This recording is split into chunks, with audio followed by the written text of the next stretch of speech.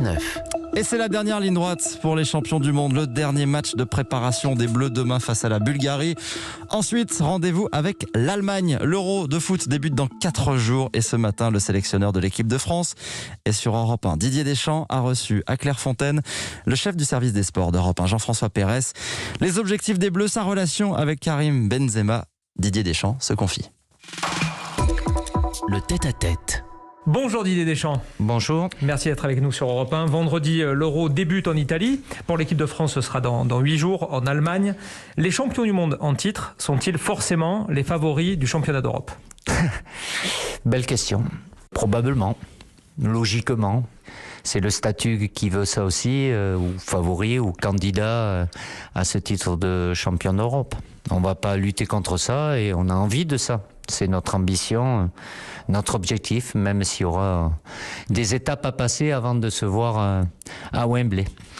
Didier, avez-vous été surpris de l'immense retentissement médiatique du retour de Karim Benzema ? Est-ce que vous attendiez à quelque chose qui dépasse largement le cadre du football finalement ?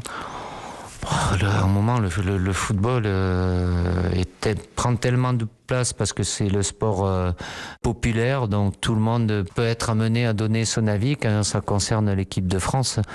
Évidemment que je savais très bien en prenant cette décision que ça allait faire du bruit, donc je m'en suis rendu compte juste après, mais bon, depuis que je suis ici avec mes joueurs, je suis en autarcie, donc tout ce qui se passe à l'extérieur, j'imagine, parce que à travers les contacts que j'ai avec vous, les médias, c'est une question qui revient systématiquement, voire plusieurs questions, donc bon... Mais j'ai pas de souci avec ça, bien au contraire. Alors il y a 8 jours, en conférence de presse, ici même, répondant à une question d'Europe 1, Karim Benzema dit pour la première fois en public: merci Didier. Est-ce que ça vous a touché ? Poussé apparemment à ce qu'il dit ça. Non, mais il l'a fait naturellement, mais il n'y a pas besoin. J'ai pas besoin. À un moment, bon, on va pas refaire l'histoire parce que vous aimez bien ça. Je sais pas combien de fois on m'a posé la question, mais est-ce que vous attendez des excuses publiques, machin ? J'attendais rien. Après, le plus important... Bon, malheureusement, vous ne saurez pas. Ou avec le temps, peut-être un petit peu, quelques brides, mais c'est la discussion qu'on a eue. Après, je comprends qu'à l'extérieur, on peut se demander, oui, mais comment ça se passe avec le groupe ? C'est un non-événement, ça se passe naturellement, de par ce qu'il fait, ce qu'il est, et par rapport aux autres joueurs qui le connaissent. Il est dans un groupe qui a bien fonctionné, qui a ses habitudes, et si j'arrive à une décision qui est celle-là, c'est que pour moi, il n'y a pas le moindre souci ou problème, quoi.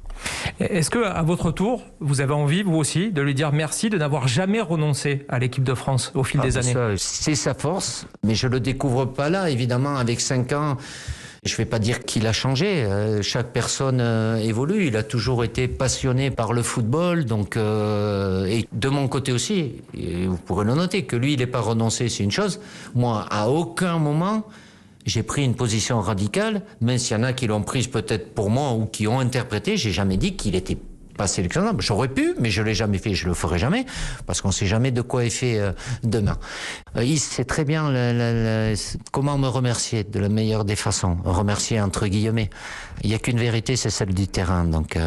Il prend forcément médiatiquement beaucoup de place aujourd'hui, mais il y a d'autres joueurs, j'ai d'autres options. Mais je considère aujourd'hui que avec lui, l'équipe de France est censée être plus forte dans sa globalité. Encore 2 questions, dont une concerne un joueur qui est souvent formidable avec le maillot de l'équipe de France, qui a été génial, intouchable en Ligue des Champions avec Chelsea, c'est N'Golo Kanté. Si vous avez, Didier Deschamps, le bonheur avec l'équipe de France d'aller loin à l'Euro, voire de le remporter, est-ce que vous estimez qu'à ce moment-là, il méritera le Ballon d'Or ? Je vais rester factuel. Dans l'historique, ce trophée-là est un trophée individuel qui est attribué quasi systématiquement à un joueur offensif. Mais c'est ça le problème. C'est le problème. Pourquoi ? C'est pas juste. C'est les critères. Après, c'est arrivé qu'il y ait des joueurs, je me rappelle. Cannavaro. Cannavaro, plus avant, Mathias Sammer, sans aller à... voilà, et ça peut arriver. C'est l'année en général où il y a les joueurs offensifs qui sont moins... Mais c'est comme ça, les critères, ils sont ça ceux qui sont... Ça serait un beau signe pour le foot. Oui, mais bon... Parce que ça représente en termes d'esprit collectif. Ouais, bon, connaissant Angie, je pense que d'être trop mis en avant, c'est pas ce qu'il aime, donc il aime bien sa tranquillité. Mais le petit bonhomme, comme je l'appelle, voilà, c'est quelqu'un qui est important pour nous, pour son club, mais pour nous. Et après lui, il a pas besoin. C'est pas quelqu'un qui cherche à se mettre en avant. La lumière, il aime bien sa discrétion, sa tranquillité, mais sur ce qu'il a fait, ce qu'il est capable de faire, et ce qu'il sera capable de faire, oui, il peut être. Mais les critères ne sont pas forcément ceux-là. Dernière question, Didier, pour les Français plus largement. Demain soir, il y a le match contre la Bulgarie. Pour la première fois depuis longtemps, il y aura du public au stade. Et notamment des soignants qu'on va récompenser un petit peu symboliquement. Est-ce que c'est une date que vous attendez aussi pour ça? Oui, ben c'est ce que j'ai dit à certains joueurs et à mon staff à Nice, parce qu'on a vu avant, dans la préparation, la ferveur qu'il y avait et la frustration. J'imagine tous les jeunes qui étaient là aux abords de l'hôtel, au stade, ils peuvent pas rentrer. Et d'avoir ce stade de Nice qui est magnifique, vide, ben là, même s'il va pas être très rempli, on a une petite jauge. 5 000 spectateurs. Je sais plus combien il fait, 78. 80 000 quasiment. Ouais.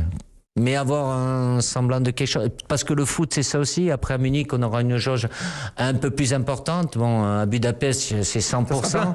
Donc c'est ça, le foot c'est partagé. Là c'est pas le clin d'œil, on fait pas ça pour qu'on en parle. Évidemment que s'il y a des personnes elles ont toujours été essentielles, mais le personnel médical, depuis ce qu'on vit depuis plus d'un an, c'est l'occasion de leur rendre hommage sur Europe 1 ce matin. Et ça sera une partie d'entre eux, mais on a toujours eu besoin d'eux parce que ils sauvent des vies. Nous, on peut donner du plaisir, faire oublier les problèmes du quotidien. Eux, ils sauvent des vies et ils auront encore à en sauver. Et il y a de la fatigue et tout ça. Donc, oui, on les a mis en lumière. La situation sanitaire les a mis en lumière. Et comme si les années avant, ils n'étaient pas aussi importants, ils étaient aussi importants. Mais de par la situation sanitaire que l'on vit, certains d'entre eux seront là, auront le privilège d'être au Stade de France. France-Bulgarie, on y sera bien sûr avec Europe 1. Didier Deschamps, merci beaucoup d'avoir été avec nous ce matin. On vous souhaite un magnifique Euro avec l'équipe de France. C'est gentil. Et on vous dit à très bientôt sur l'antenne. À très bientôt. Voilà pour cet entretien enregistré avec Jean-François Pérez, le chef du service des sports d'Europe 1, qu'on retrouvera tout à l'heure pour le journal de l'Euro. Votre nouveau rendez-vous à 8h30 pour ne rien rater de ces championnats d'Europe. Le compte à rebours est lancé, le journal de l'Euro jusqu'à la finale le 11 juillet. Ce sera chaque matin. Il est 8h moins 10.